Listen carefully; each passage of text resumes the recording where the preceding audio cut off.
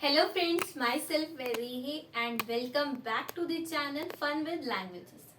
आप मेरे पीछे ये 3 वर्ड्स देख रहे हैं, कैरेक्टर, बिहेवियर और नामिंग। अब इन 3 वर्ड से आज हम क्या करेंगे? कभी कभार आपने भी सोचा होगा, ये फैक्ट आपके भी दिमाग में आया होगा, आज मेरे भी दिमाग में यही फैक्ट आया। मैंने जब इन 3 वर्ड्स को, ऐसी और भी कई वर्ड्स हैं, लेकिन मैंने इन 3 वर्ड्स का एग्जाम्पल लिया। मैंने जब इन 3 वर्ड्स को बार बार पढ़ा तो मुझे समझ में आया, अरे ये वर्ड्स तो जाने पहचाने हैं। अब जाने पहचाने का मतलब ये नहीं है कि ये तो बुक्स में हमने पढ़ा हुआ है तो मुझे याद आ गया। इसका मतलब ये है कि मैंने यही सेम वर्ड संस्कृत में भी पढ़े हैं। संस्कृत में भी पढ़े हैं कैसे? ये जो नामे वर्ड है, नामे वर्ड हम सबको पता है संस्कृत का वर्ड है जिसे हम कहते हैं नाम। लेकिन ये नामे वर्ड जापानीज में भी है, जिसमें जब बोलते हैं ना वाताशी नो नामे वा, तो आपने कई बार ये देखा होगा, इसमें नामे का मतलब है नाम, वैसे ही जापानीज में भी नामे का मतलब है नाम। तो इट क्लियरली सेज कि संस्कृत से ये नामे वर्ड जो है उठाकर कॉपी पेस्ट किया गया है। अब हम जापानीज पे क्यों आगे जाएं, हम इंग्लिश की बात करते हैं जो हमारी इंटरनेशनल लैंग्वेज है।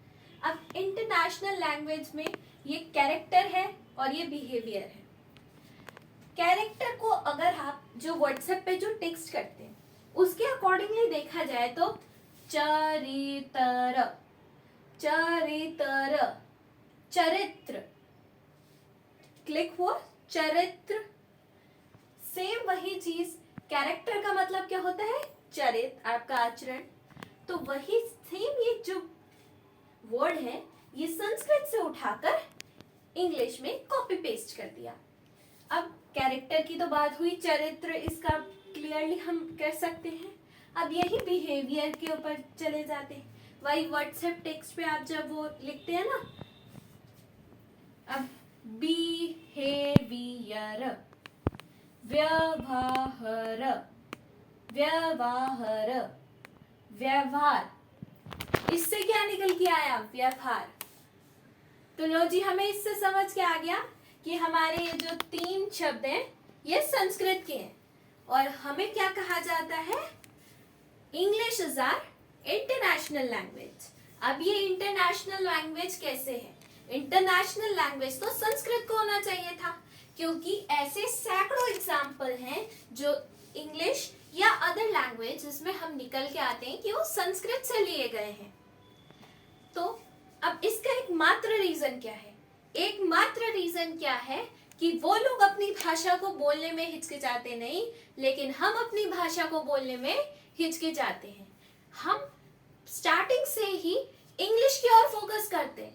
क्यों करते हैं? क्योंकि वो हमारी इंटरनेशनल लैंग्वेज है, सभी स्कूलों में वो नीड है हमारी, उसे तो पढ़ना ही पढ़ना है।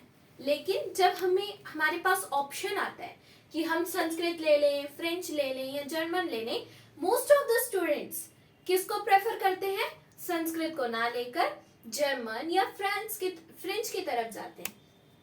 क्यों जाते हैं? उन्हें लगता है ये बेटर स्कोप है, लेकिन सबसे बेटर स्कोप है संस्कृत।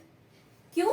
क्योंकि ये संस्कृत ही बाकी सारी लैंग्वेजेस की जननी है। अब इससे तो हमें समझ आ गया कि संस्कृत जो है हमारी लोकप्रिय भाषा भी है और सबसे प्राचीन भाषा भी है। तो हमें अपनी भाषा संस्कृत का बहुत मान रखना चाहिए। हमारे वेद पुराण जितने भी हैं वो संस्कृत भाषा में ही हैं। अब जब आप संस्कृत भाषा पढ़ेंगे तो आप ये बात समझेंगे। इसीलिए इन सब फैक्ट्स को जानने के लिए जुड़े रहे फन विद लैंग्वेजेस के साथ। अगर आपको ये वीडियो अच्छी लगी तो press the like button, do subscribe my channel. Thank you so much for watching. Bye bye.